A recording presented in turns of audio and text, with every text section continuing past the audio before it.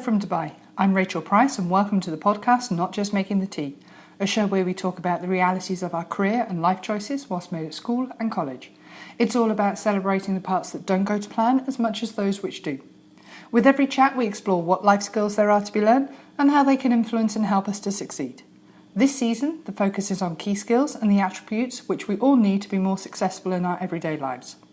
I hope that you enjoy listening, find the topics thought-provoking, entertaining, and that they add some positive vibes to your day. So on that note, let's get started with today's topic.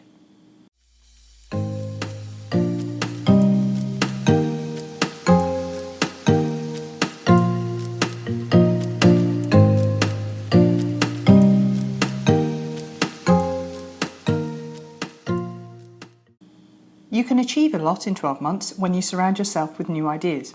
Ideas are the seed of change. The best ideas are the ones that you don't have to come up with yourself. So why not let one of these ideas set off an aha moment in your head? Take one or two of these ideas and make it your best next 12 months. Number 1. Become a content creator. Content creation is part of your life.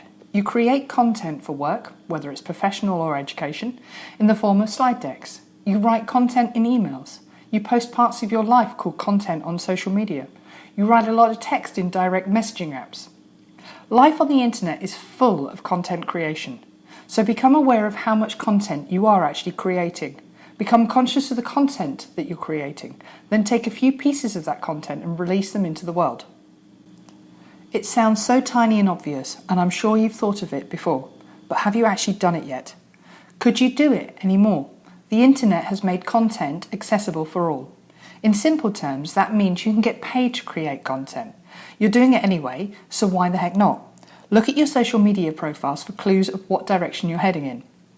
Creating content leaves a trail of breadcrumbs behind that shows you what you care about and where you want to go in life.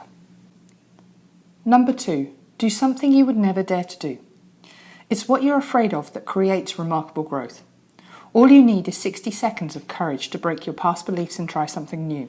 When you do and you rip that band-aid off that's protecting your life, everything changes. So make a list. What would you never dare to do?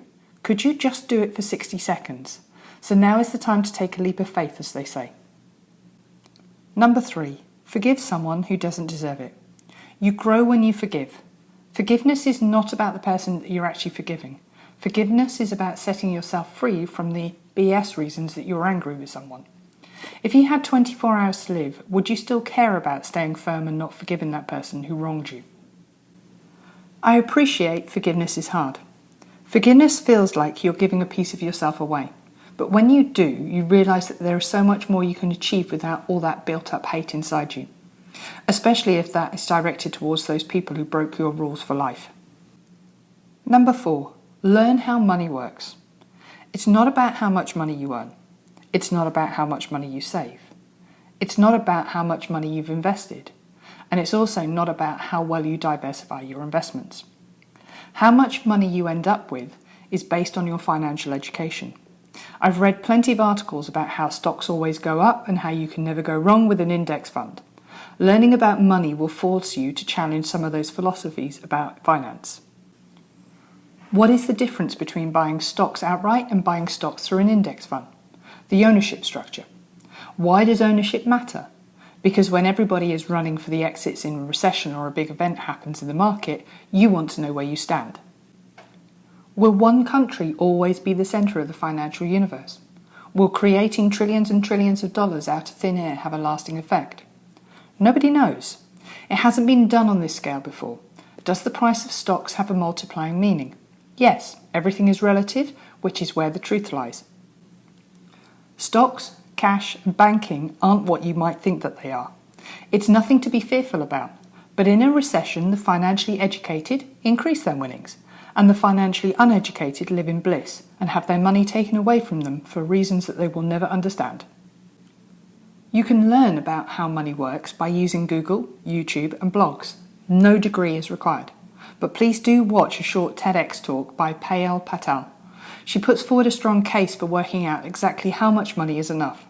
What is your financial finish line? The link for this is in the podcast information. Your financial future will change if you spend some time educating yourself about how money really works, not how the banks say it works. Number 5. Take an unconventional online course to learn a new skill. You can get paid for your skills. You can extract fulfillment from your skills. The skill that can improve your life may not be one that you've ever considered before. Online courses cost next to nothing to attend. You can find them on platforms like Udemy or even Teachable. My pro tip: choose a digital skill.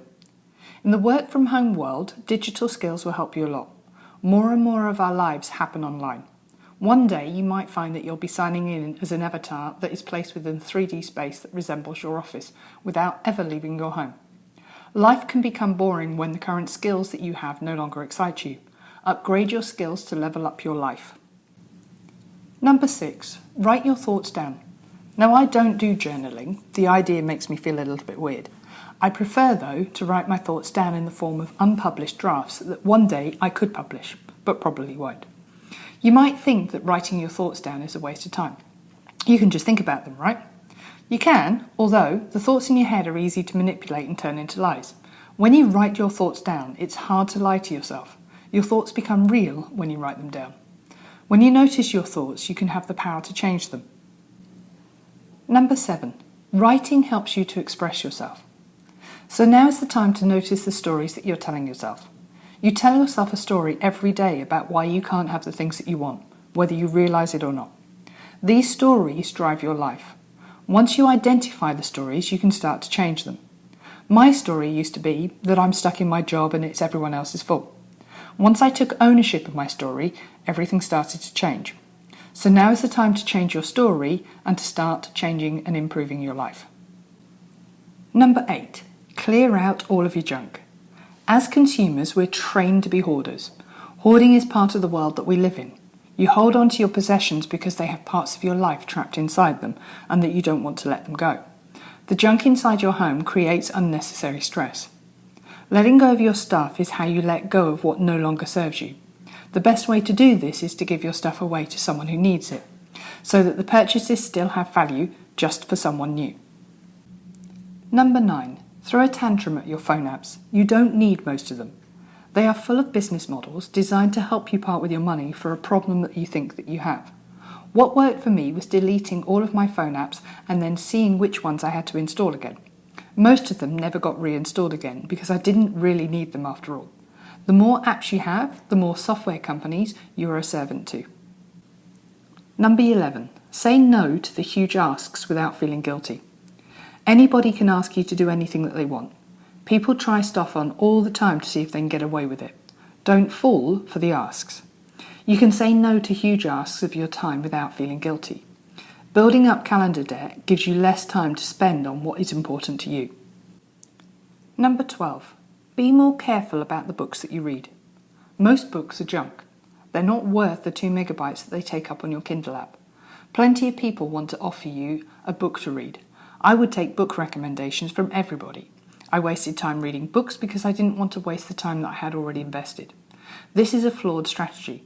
I ended up reading more books than I needed to and hating the process. There are lots of books to read, but most of them won't be for you. Read the introduction of the book, and if you don't feel excited to keep reading, hit the delete button and keep moving on with your life. There is only a finite amount of books that you can read in your lifetime. Books are where you find yourself when you find the right ones. So that's my top 12 ideas you can steal to make the next 12 months a period of remarkable growth. I hope you found it interesting and helpful. So thank you for taking the time to listen. If you've enjoyed this episode, then subscribe and get new episodes sent to you weekly. You can do that for free via Apple Podcast, Spotify, Google Podcast and more. I appreciate everyone who takes the time to listen. So please do subscribe, like, tell your friends and send me any comments and even rate the podcast. Also, check out the Instagram page, Not Just Making the Tea, for more information and updates. For activities and resources, check out the Learning Hub on educationyala.com and subscribe. Thank you once again, keep safe and chat soon. Have a great day.